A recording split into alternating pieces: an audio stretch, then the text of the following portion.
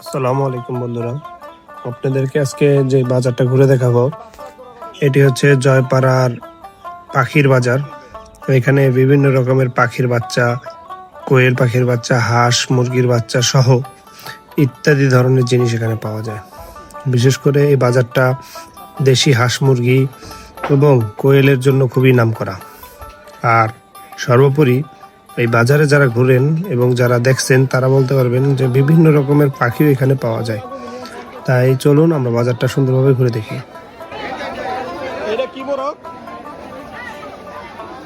হ্যাঁ, টাইগার। এটা কত? এটা কত?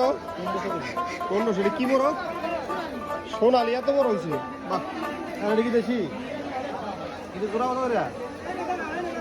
জোড়া।